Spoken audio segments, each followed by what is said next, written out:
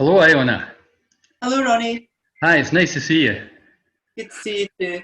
Yeah, thanks a lot for making the time to come on Alliance Live this afternoon. I'm pleased to say that we've got well over 70 people who are watching us live, listening in. So there's no pressure here, but we'll see what we could do this afternoon. And to those who are listening, welcome to you too. We will be posting this recording on the Alliance website and in other places, probably next week, so that those who are interested in hearing about this but couldn't join us today can catch up at a later date.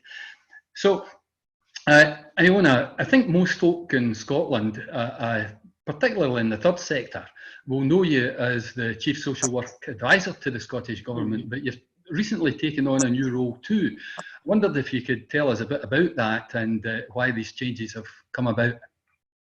Yeah, okay, so for the last 4 weeks, I can't believe it's only 4 weeks, it feels like much longer, but I've been the Interim Director for Children and Families in the Scottish Government as well. Basically, my boss, Michael Chalmers, who you know well, was asked to move and become the Director for Shielding, which I think is something that will be of interest to a lot of Alliance members and other colleagues watching. And across government, we've had to make big, very quick changes about how we organise the business. And some people might think we should have done that well before. So I think there's lots of interesting things happen, which are happening very fast to respond to the current situation and really try and organise around the issues as they arise. So Michael's doing Director of Shielding. I've taken over as the Interim Director of Children and Families, but I'm still the Chief Social Work Advisor because that's a ministerial appointment. But Bill Alexander has been appointed as the Deputy Chief Social Work Advisor. And Bill's role is particularly to work across children and families. But you know Bill, he's very able to turn over huge amounts of work very fast. So it's a great help to me having Bill there. So that's the change in the role. Yep, I think it'll be reassuring too that someone of Bill's calibre is still there with the senior practice experience in a day-to-day basis while you're doing other things. So I think that people might be reassured with that. Well, it's been interesting because Bill and I both come from a very similar background. Bill much more in children and families, but we were both directors of social work and then directors of health and social care. And I think in this current situation, we've working with our colleagues who are more career civil servants has actually been, it's worked really well, the two of us having that background in practice and in strategic and operations basis and working with the civil servants. So actually that's going really well, and it's quite interesting to see, and we're working at tremendous pace. So I can't, I know you guys are, I know everybody out there is working so hard and so fast, but we are as well in government, and I can't say enough about the staff who really, pulled out all the stops to do as much as they can, as have all of you. So I know everybody's working really hard. Yeah, I think that's a good message to put across to the third sector, actually, because I know that many of my colleagues are working at fast pace and are working with limited resources and in some cases in a completely new type of situation. And I was heartened to see that was acknowledged in the letter of the 8th of April that you issued to third sector colleagues. I wondered if you'd like to touch on that letter and give us a bit of background as to why you thought it was important to issue that letter at that time, and give us some of the highlights that are in the letter. Maybe not everyone who's listening has seen it. I think if the current situation's taught us anything, it's taught us that we need to move much more quickly than we have been moving, but also that we need to do that work that we've all aspired to and that we've all been doing about multidisciplinary, multi-agency work, about working together really around the needs of the population in Scotland. And I think now that is even more important than it was before. Excuse me. But I have seen really come to the fore the contribution of the third sector in particular, and the letter was really to say, if you've got ideas, if there's things happening out there that you're concerned about, tell us. We need to know, and we would want to work together then to see how we respond and how we change those things. If you've got ideas about how we should do things, then let's talk about that too. And you know, I've been working for the last 12, 18 months across the country, talking to the people that plan children's services, and we've been doing a good piece of work that's gone around the whole of Scotland, asking people about how you plan children's services, what are the most important things. Well, this is really an important time to speed all of that up and actually sweep away some of the barriers that we previously had and bring everybody's contribution into the discussion. And what I was asking for in that letter really was your contribution, the contribution of the third sector, about telling us what's important, what's happening out there, and what you think some of the solutions are. So, and DFM, the Deputy First Minister, has been really impressed by that. We're about to publish a piece of work tomorrow, which we did, Bill Alexander and colleagues in the Scottish Government worked together on, with contribution from third sector colleagues to try and ascertain what was happening in the first couple of weeks as we had lockdown. And it's a really good piece of work because it gives us lots of intelligence about what's going on there. And in that document, you will see right up the middle of it, the contribution of the third sector. And DFM the Deputy First Minister was really impressed by that. So he asked a number of third sector leaders to call in yesterday, the day before yesterday, I think it was Tuesday. And so Sally Ann and Louise from Young Scot and Mary Glasgow and Jackie Brock were in a discussion with the Deputy First Minister and Ms Todd, the Minister for Children, talking about what's it like out there, what's happening.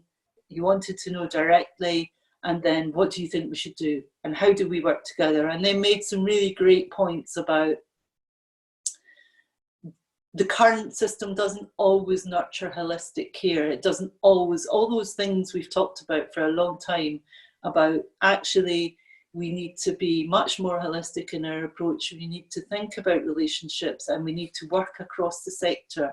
So it's not the statutory sector doing one thing and the third sector doing another thing and health doing another thing. That is really important.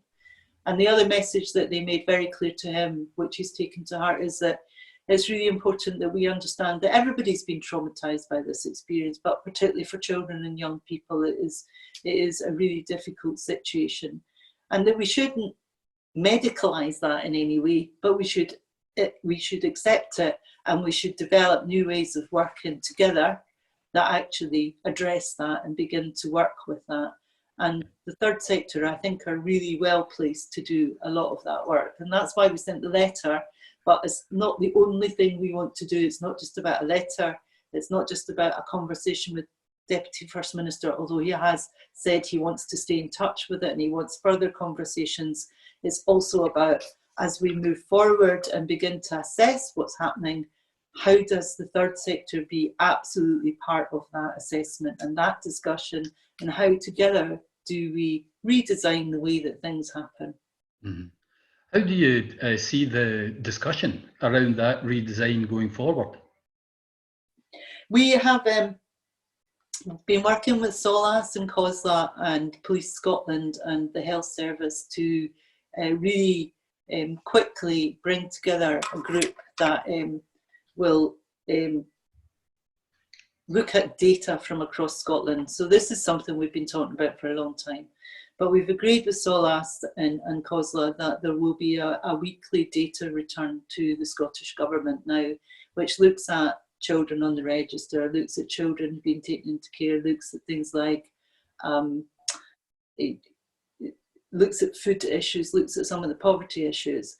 There's also another bit that looks at adults who are at risk as well. So the whole thing, it's based around the work of chief officer groups in local authorities. You'll know all about that. is the group that is the chief executive of the council, the chief executive of the health board, and the local divisional commander of police, and lots of other senior officers, and sometimes as well the third sector involved in that, not as often as they should be in my view, but anyway. How does that issue, how's that put right? Well, then if they're not there as often? Yeah, I think it's one of the things we've been working on. So when we did the earlier tour of Scotland, we were very clear about the role of the third sector and that they should be there at the table. I would say in probably 2/3 of places they were there at the table and they were clearly involved. In a third places they weren't there. So that's something that we've picked up, and in the guidance that we revised and issued about strategic planning around children's services, we were very clear that the third sector are equal partners and need to be at that table. In the leadership group that we're about to establish, there is absolutely a place for the third sector as part of that leadership group. But behind that, we would like to set up a communication and a link with you guys across the third sector so that we are gathering in the intelligence and also gathering in your views. Yep. In the data report I was talking about earlier that will go to Deputy First Minister every week, we are also asking third sector organisations to give us data. So there'll be data from a third sector perspective as well, particularly important at this point in time, things like parent line and child line. But not just that, that we'll come into this so it'll give us a rounded picture. It's not just what we're hearing about the statutory side, it's also about all the work that's been done in the third sector as well. Yeah, I think that's really encouraging. And it really, it goes in the grain with what you set out in the first page of the letter that you sent out. I wondered if you could say a wee bit about what your vision is about the coordinated messaging so that third sector colleagues, partners can hear the right messages at the right time, because I know there's a lot of noise out there, and sometimes people are confused about, well, what is it that's most important at this point in the government's mind? How best should we be collaborating? Both with local government and with health and with central government.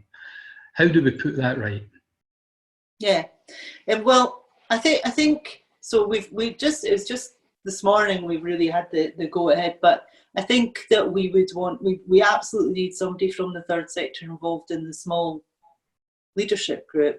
Yeah, and all the people are small. It's just a small group, anyway, But I think behind that, my challenge back to you guys, and particularly in the Alliance, is how do we do this, right? How do we bring everybody together and get that represented, make sure that we're all working together? I know, for example, Bill Alexander's got a call that he makes every week with third sector partners. We've got a team who are there in the government to work with third sector partners. So using that, how do we bring everybody together and filter through all those ideas that you have, as well as the really important intelligence that you have. And then we need you not just to do that, but to help develop the future. And so I'm looking next week really to sit down and say, right, how are we going to do it? And we need you to help with that, and CCPS and Children in Scotland and everybody basically to come together and see how we do this in Scotland. Alongside that, we'll be looking to establish a children's and young people's representative body. So there's lots of representative bodies. How do we bring them together? And how do we make absolutely the heart of this is the views of children and young people in Scotland, because and that's really important, not just for the next few weeks, for the next 12 months, and for the next 18 months, but it's for the future, because it's their future, it's their country, it's their future. So I think those two bits really need to come in and fit jigsaw, and then we can hopefully get the messaging lined up and out across the sector in an organised way. But getting messages out, we need intelligence in, and we need ideas about how do we do this differently in Scotland in the future. Yeah, of course, we're not starting from from a standing start.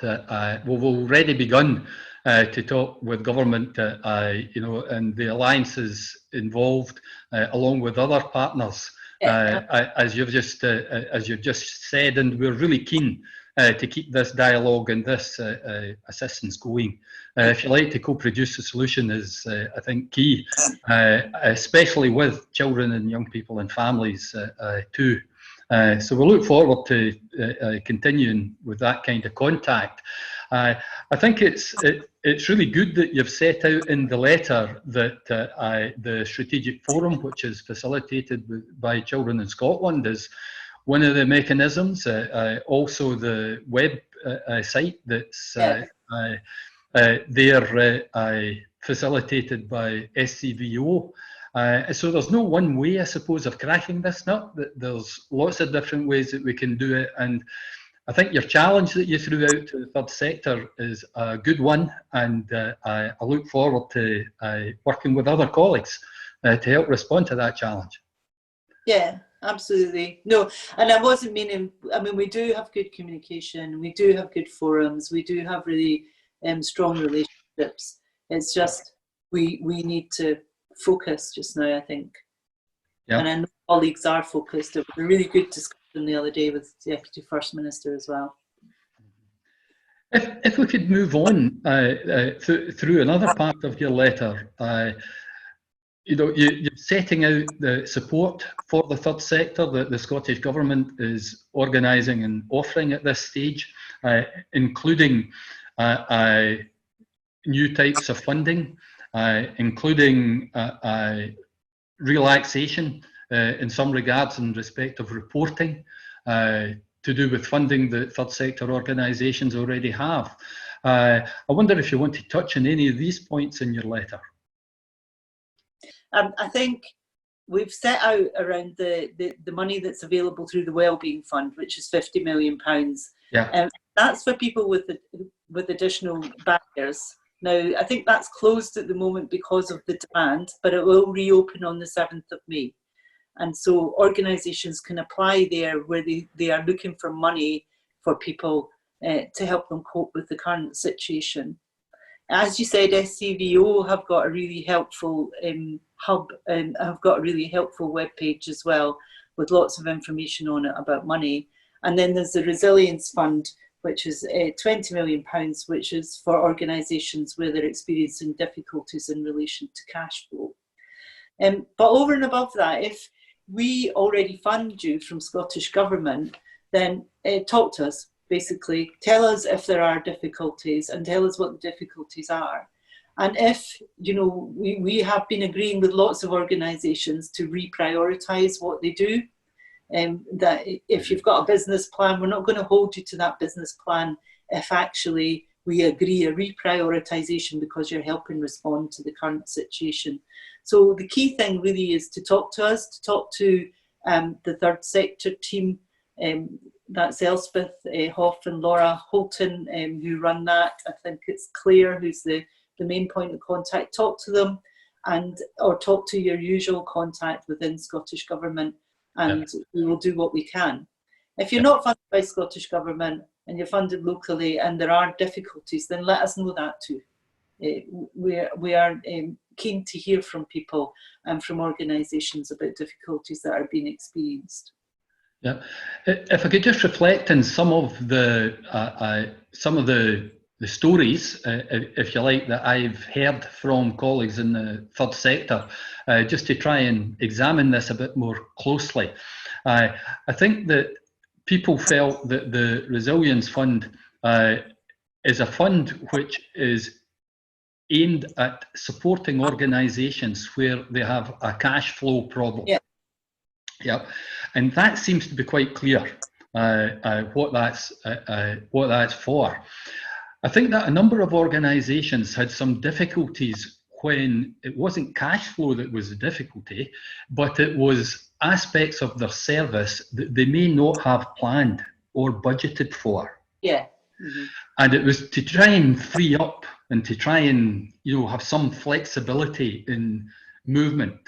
So, for example, residential school day school as well, but also having residential facilities for children with profound disabilities, multiple needs. To keep those children's education and care going, the kind of activities, the kind of resources that are available in the school actually have to become available in the people's home, in the family home. And so some organisations were finding it difficult to navigate what kind of fund to apply for that, if they needed funding for it. Another organisation, Young Carers organisation, which I know well, found that they didn't have all of the equipment that they needed to equip their staff to homework effectively, so that they could maintain contact and maintain the support of young people that they were supporting. So what their hope is that the welfare fund can be seen as something which is really flexible and which is really responsive to new ways of delivering a service that had already been agreed, and that agreement to use that kind of fund and other existing funding could be, that agreement to do that could be struck really quite easily. That's people's hope. Well, that's what I would hope as well. So if people are struggling with accessing the Wellbeing Fund or any of the other funds, please let us know. And as I said before, if you are getting money from us and you want to use it in a different way, just talk to us.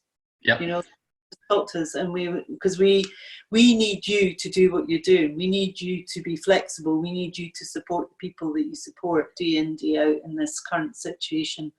And it's, you know, so talk to us. We are trying to do everything that we can to be as flexible as we can. There are other funds around as well in the community side of things that so that colleagues will know more about and maybe be able to plug folk into as well. And then there's also the work that's going on about digital exclusion, the Cat Macaulay work about no one left behind.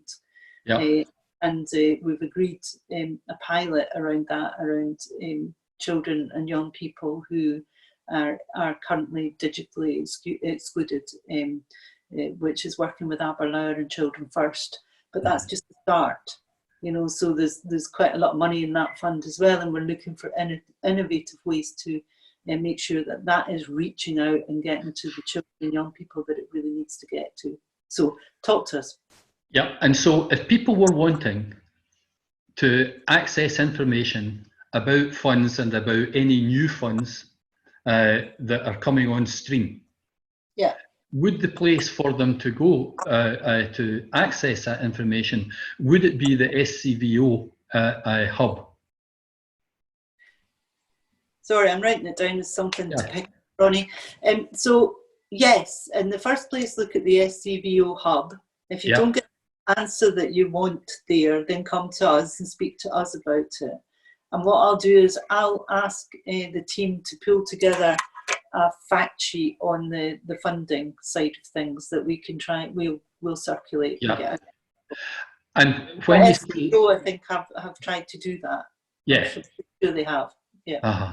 When you say come to us, is there a generic email address, you know, that people should use? You know, would it be children and families at ScotGov? Yeah, if you send it to Director of Children and Families, that's at gov. I got that the right time. So gov.scot. Other people can work that out, I'm sure. But Director, so send the emails to Director of Children and Families at Scot. And I'll make sure they get to the right place. Thank you. Just watch for your email box being inundated, I suppose. I hope you don't live to regret that one. But I wonder if we can move on to some other questions that colleagues from the third sector have put to me. These are questions that have come in from Alliance members and from Alliance associates and from third sector organisations who are not members of the Alliance, but who nevertheless we work closely with, and they work closely with us.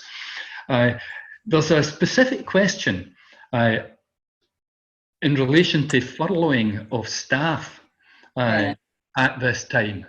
And it seems that some third sector organisations are finding it difficult to navigate this, both as an HR question, but also as a funding question and issue. So, for example, if organisations already in receipt of a grant from the Scottish Government or funding of some sort from the Scottish Government to pay for staff, some are confused as to whether or not they're eligible for furloughing at that particular point in time.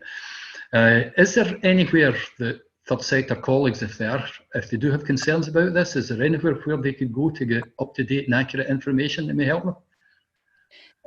Again, I think SAVO website has good information on this as well. Yeah. I mean, obviously, it's a UK government scheme, and obviously it should cover up to 2,500, 80% up to 2,500.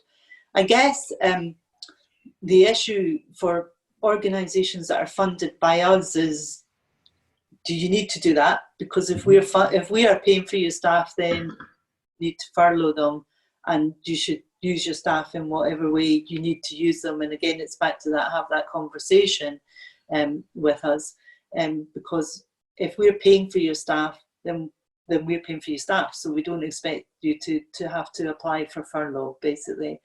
Furlough is for organisations where they don't receive the full amount of funding for their staff. Yeah. And if there are difficulties accessing that, then I'm sure that there is a bit on the Scottish Government website, so we can circulate that as well. A link to that too. Okay, thank you. But I think the clear message here is that if you're funded by the Scottish Government, then the Scottish Government expects that you're providing the service, and you can't do that without the staff, so why would you furlough them? Yes. Yep. But if you've got questions about this, come and speak. Yeah. Yeah. Yeah. Okay, thank you for that. Some of the third sector colleagues have been a bit concerned about how long, I suppose, and how sustainable the support that they're providing to children and families will be through this process. I wonder if you've got any kind of thoughts or response to that kind of question, that kind of worry. I think I need to understand it a bit better. So from what I've seen is the third sector are great at being really flexible and adapting what they're doing. So if there's a reason that you can't adapt what you're doing, then again, it would be good to know what that reason was and whether we can help to change that. Obviously, there are issues with the schools being closed and the education hubs operating now, and obviously a lot of people have their kids at home as well, and they have other caring responsibilities. So that's something that needs to be taken into account. But I think as we move forward in the current situation, we really need to find more flexible responses. Yeah. We need you guys to help us find those flexible responses. So if there's a particular reason why the work that you're doing is being hampered and that there's not a way to work around it, then please talk to us, because there's more than enough work to go round, and it might be about reprioritisation and working together in different areas that we're maybe not working together in just now. Thinking particularly, the many areas, they've all opened a form of humanitarian assistance hubs, for example. Now, it seems to me that the third sector are ideally placed to help in a lot of those hubs in terms of, picking up some of the more flexible support. And there are lots of ways in which I think the third sector could help, and I would hope that they are part of the response there. Yes. My own view of this is that you're right. There has to be flexibility here, and that if people or organisations are concerned about how they themselves can sustain what they're doing at this point, then they shouldn't keep it to themselves. No. They should talk to you, and no doubt when the leadership group is established that you're talking about, no doubt that part of the work of that group will be to look at sustainability issues, among other things. But the balancing factor of this is the information that's coming in thick and fast about how resilient and about how flexible and supportive third sector organisations actually are. Yeah. We see this day and daily, and the Alliance Initiative Communities of Scotland, for example, is showcasing, highlighting a number of these third sector organisations and the way in which they're working. Indeed, Martin Crew from Barnardo's was first up, if you like, to set out how Barnardo's is responding at this time. But it's not just the big national organisations who seem to be responding really well in this way. It's actually really small, locally based organisations who are, taking the step beyond what they were doing previously and responding just heroically to the challenge. I think it's fascinating to see how people are responding in this way. Yeah, well, I've seen so many examples of things, people working together with the third sector, working with the statutory agencies, working with the police, working with health, obviously organisations like the Red Cross coordinating the volunteer programme. I mean, it's been phenomenal, really, in terms of the response that we've seen across the sector. So if there are issues we want to know, and I do think it is how we work out the flexible ways that we can continue to support the people we need to support. And that is really important. It's about how we use the resource, and we don't want to be rigid in this period, and particularly when we're seeing so many really brilliant examples of things happening out there. Some third sector colleagues have been in touch to say that they're a bit concerned that there seems to be, in some areas, low uptake of services designed to support vulnerable families. So, for example, fewer children perhaps resorting to the school hubs than might have been anticipated. What's your view about why that might be the case, if it is the case? And are there other ways of thinking about how we might provide services, say, for example, on a universal basis in areas of deprivation, rather than singling out particular families or children? Yeah, I think you've hit the nail on the head there. So yes, we are really concerned, and that's one of the concerns that's led to the work we've been doing together with local government and police and health, and with the third sector as well, because we're really concerned. I don't think it's surprising that people aren't sending their children to the education hubs. I think the stay-at-home message is really, really strong, and I think people want to keep their families safe, so they want them to stay at home. And so the numbers have been low. I think you're also right that it's not necessarily the right approach for every family. And I do think there are issues around families with children with disability and children with additional support needs that we need to pick up pretty quickly as well. But I don't think it is necessarily the right approach. So local areas and partnerships have been developed in different ways to do precisely what you're talking about, to be able to deliver services on a more universal basis across areas. So Edinburgh, for example, have formed a partnership between the City of Edinburgh Council and the third sector and the health service, and they're all working together to deliver food and money and cash across various parts of Edinburgh where it's needed. And we've seen quite a lot of partnerships like that, whereas people, the third sector, the statutory sector, coming together to do that.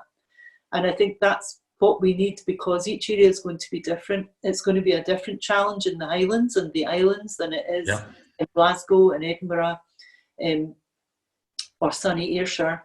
of course, I have to say hello to Ayrshire. So it's going to be different. And you can see lots of different local solutions being knitted together. So I think that's absolutely what we need to do. What we would want to make sure is that the third sector are being engaged in those local solutions and that we're supporting those local solutions as they develop. One of the things we're very aware of is social workers should be out there seeing children who we know about and making contact with children, and health visitors are still doing visits as well.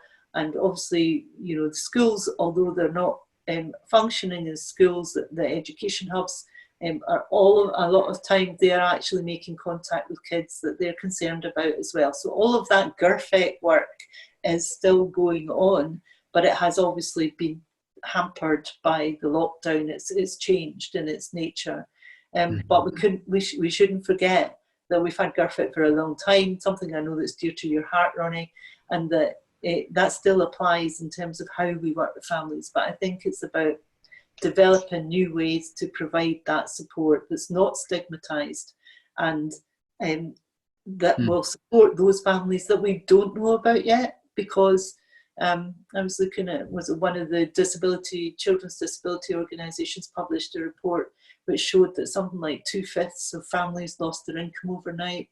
That food and money is the top of their concern list, and along with the pressures and the stress of the current situation for everybody, and the pressures and concerns of looking after children and young people who have got disabilities, or when they're missing their pals and all the rest of it. So it's really a difficult situation that families are struggling with, and it's really important that we try and get the right level of support to them. And I think your idea of that universal approach is absolutely spot on. Yeah, I think that you've raised a whole raft of practice questions around how all of the services working together can support children and families when they need it. And I want to drill down into some of these questions, not least because folk have asked me to do that. So I better hold true to all of the people who have written in with questions for you. So I'll do my best to do that in a kind of logical order. But let me just go back to this the notion about a lower uptake of particular services.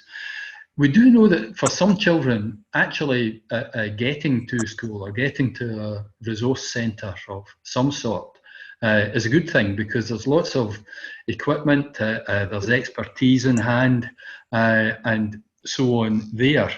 But some of these services that would provide that kind of intensive support, say to children with complex needs, are reporting that they're finding the staffing levels can be low. And there's some concern about the balance of the messaging. So, for example, stay at home, support the NHS, very clear message, as you've touched on, in relation to some families have taken that to heart. But it would seem that some staff may have as well, where they're taking that to heart and they're not perhaps making themselves as available as they might.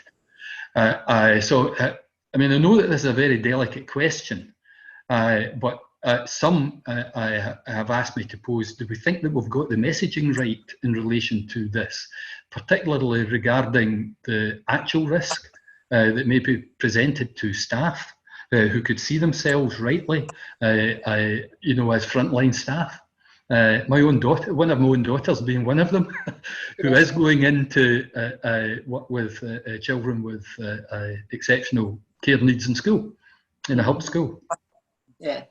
So I think there's probably the first couple of weeks we saw very high levels of absence in some areas, and the care inspectorate have been working across services, particularly across registered services, to try and monitor absence. And another thing we've done is we've established a recruitment hub. Sorry, somebody's at my front door. You know, I've unplugged the bell from this room. put it in another room. Sorry. So we've established an employment and recruitment hub as well. So and that's about where we are short of staff, getting suitably qualified and experienced staff to the area they need to get to. And the care inspector at working to look at areas. So, for example, some secure establishments had quite high levels of absence. You might expect that, of course. So we think with the right precautions and following the guidance that has been put out by the Chief Nursing Officer, that we should, and take the right precautions, we should still be going to work where we can. And where you need to go into a situation where you're not clear, and we published as well some child protection visiting guidance, for example, that was very clear about this. You need to take the right precautions, but we need to be able to respond to children and young people and work with them, and we need to find a way to do that that doesn't put staff at too much risk. And that's really important, because care staff are absolutely in the front line here in terms of people depend on them for their care, for their lives, and that's right across the children's sector, across the elderly sector as well, the older people sector as well. So I think it's about taking the right precautions, and then and making sure that those are in place. And I'll be very surprised if you don't ask me about PPE, because everybody asks about PPE, and making sure that we've got the right stuff in place for staff to use, and then how they use that within the place that they work is really important as well. And that's difficult when you're dealing with kids, and it's really difficult, and particularly when you're dealing with kids who've experienced some levels of trauma and all the rest of it. So or some children with long-term conditions, for example, how does a child in the autistic spectrum, how do they respond to someone who all of a sudden turns up wearing a mask? These are not easy questions, very sensitive questions, and I suppose they have to be dealt with sensitively and knowing the children. But you did mention PPE, and I do need to mention that because it was asked. So there's a couple of things on this. One, the first thing is around self-directed support and young people who are in receipt, or parents who are in receipt of self-directed support. Where they've opted for option one, the option where they receive the allowance, the money, and they employ people and so on. They're not contingent to or linked with any organisations that might support these workers. They are the employers of these workers. I suppose they may or may not have some duties of care in respect of those workers. But what they're telling us is that they find it difficult to get personalised advice for them about how their support staff should use PPE, and so it's about advice, and they're also finding it difficult to get their hands on any appropriate PPE. So that's the first point, is about individuals, children and young people who are supported through self-directed support. Yeah, okay, so well, PPE takes up enormous amounts of time in government. We talk about it a lot.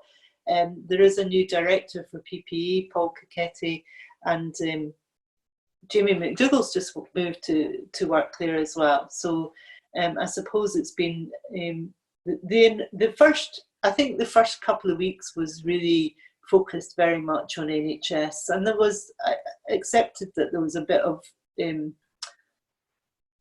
neglect of the care sector in all of that, and I think now that has been rectified, and I think that message has come through very clearly from Cabinet Secretary, from the First Minister and the Deputy First Minister down, basically that this is about health and social care and how they access, and that includes carers, and that includes people who are employed as personal assistants as well. I know there are still glitches out there. I know that people are going to the PPE hub and then not getting the equipment that they need. In lots of places it's working really well, and in some places it's just not. So we spend a lot of time on that. There's now been a team established to look at that, and all I can say is, if that is the case, can you let us know?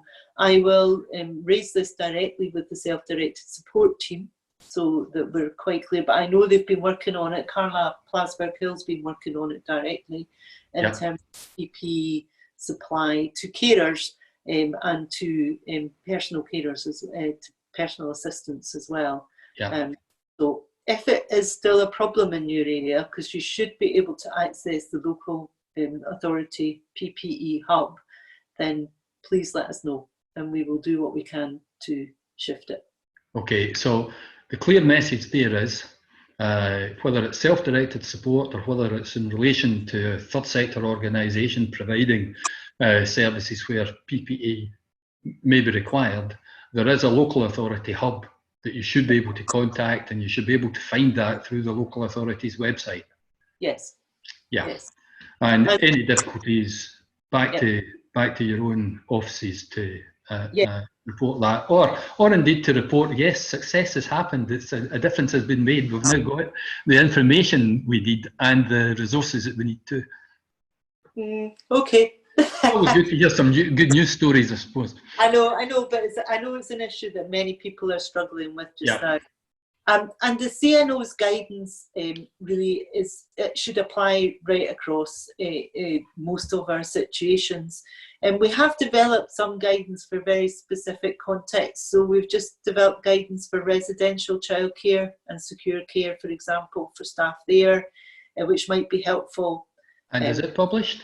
It should be published. I think it's on the Social Work Scotland website, that one. We are hoping to put a list together of all the guidance, and we can circulate that, and that would let people then be able to just follow the links and get to the right piece of guidance. That would be great. Again, I think that there's some confusion about where to go about all of that, and if there were one or two places where people could go, that would be smashing if they had that kind of list. Yeah, whether it's the SCVO hub or wherever. It probably is in the CVO hub, but it's certainly on the Social Work Scotland website as well, because we've developed a lot of this guidance with Social Work Scotland as well. But we will endeavour to put out a one-pager that has links to all the different pieces of guidance. Okay, thank you. Can I move back to some of the more detailed practice questions? You know, and I think you've said earlier that social workers are still visiting, and so are health visitors. Still should be visiting where that's sensible to do, where it's required to do. But we've had some third sector interfaces reporting that their concerns that vulnerable children are not being visited by social workers. They think that some social workers have stopped doing that. So can you clarify what arrangements have been made to continue to support and safeguard children, for example, who are on the Child Protection Register? So we've published some child protection guidance for the current situation, but that guidance says clearly that children need to be seen. Now, I think quite a lot of teams have set up digital arrangements with kids as well. So they are making contact with kids, with children and young people that way. And where there is any concern, they should be out visiting. And it is my understanding that most of them are doing that. But if anybody has any concerns about a child where they think that they're not being visited and they should be visited, then they should let the Chief Social Work Officer for that area know. They'll find their name on the web page for the local authority. Yeah. And if you don't get that sorted out, then let us know as well. Yeah. But I encourage you to go to the Chief Social Work Officer for that area and ask them to pick it up. It's really important that we do that. Now, I know there's different, and there are still child protection investigations going on. There are still children being taken into care, but there has been a significant drop in the numbers. And we expect that is a direct impact of lockdown. We expect that those numbers will unfortunately climb when we come out of lockdown. And what we're seeing in London, for example, which is a week or so ahead of us, is that's beginning to happen. And that's part of the reason that we wanted to get the data collection up and running, and we wanted the leadership group to meet, because it's really important that we get on the front foot in relation to some of this and start to think of different ways of doing this work. But children who are subject to child protection measures should still be in contact with their social workers one way or another. Yeah, and many of these children are supported by third sector organisations as well as by social workers. So I've read the guidance that was issued, and it seems pretty clear to me that what you're expecting is that coordinated, joined up children's plans should still be in use, and that local authority social workers should be working hand in glove with their partners in the third sector and in the independent sector too, independent schools, for example, with childminders who are independent workers. That seems to me to be quite clear. What you're talking about, I think, is that you're looking for evidence that that's actually happening on a day-to-day basis where it should. We're looking for evidence of what trends there are and what the issues are in terms of, because social workers alongside everybody else are really important in terms of feeding back into this picture. Yeah.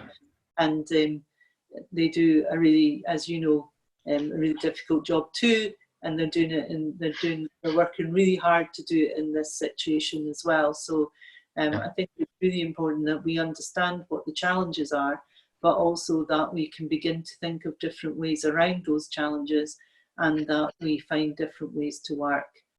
But in the end of the day, it's really important that we see children. Yeah. I think that's a great message to end that particular part of the question with. I've got one more question that I'd like to ask before we wrap up, because we're almost at the end of our hour. This question relates to transitions and to transitions of children and young people who are becoming young adults. We've had some messages from colleagues who have spoken directly to young people involved who are a bit confused about what's happening in respect of moving from, say, funding from children's services into the adult care field, about leaving school and having aspirations to go to further or higher education. And they're a bit in the dark at the moment, because some of them have not had the discussions, if you like, with local authority and other partners that would help them make that smooth transition. What's the Scottish Government's expectation around those kind of transitions at this point? Well, I think that we wouldn't want to see children and young people being moved from where they currently are in this current situation, and that we need to hold on to that just now. And as we begin to, I suppose the first few weeks has really been about responding to a completely different and new situation, which none of us have experienced before. I think it's really important, though, that we don't lose sight of all the children and young people who are in our care, and it's really important that they don't get moved on until we've actually sat down and worked out what happens next. Now, my colleagues in learning have a new group which has been chaired by the Deputy First Minister, which is beginning to meet tomorrow, and that's going to look at the needs of children and in relation to school, and that will include children with additional support needs, children and young people with additional support needs as well, because we know there are a lot of issues out there in terms of support for those children and young people, but also for the transitions. And we're just establishing a team within my side of the business as well to look at specifically at transitions. So if there are issues there, let us know. But that's my expectation, but we haven't yet had that conversation. The thing about it is we need to have these conversations, particularly with the chief social work officers, but also with others, with colleagues and with others, to think about how do we resolve some of these issues. And I can well imagine that it's very unsettling not to know what your future looks like at the moment. Now, I think that's overlaid then, but all this anxiety that we all have about the virus, about the current situation and the future. So I would hope that children and young people are not being bounced into things that they've not been consulted about and that we don't have a plan, and that at the moment we hold on to that until we get to a bit of stability, because I don't think normality will. I don't think we're going back to the way that things were before. I suppose it's one of the things that I would observe, that the First Minister has today, published a paper about, how she and the government intend to assess the situation as we go forward and think about coming out of the current crisis. And it's clear from that this isn't something that's going to be over in 2 weeks' time when this period of lockdown, finishes. But it is something that we will probably come out of in a gradual transition. And that all the time being informed by the science and by, making sure that there's not another spike in COVID-19, because that would be not good for any of us. So I think it's about then how do we think about the specific groups that then we need to pay special attention to in all of this. So I think that's one of the things we need the leadership group with. We need this conversation that we've been talking about for the last hour or so to then say, here's the things that are really urgent we need to get done. Well, I hope that our conversation has helped with that dialogue. We've only got a couple of seconds left. I wonder if there's any key messages, key points that you would want to put to listeners before we sign off.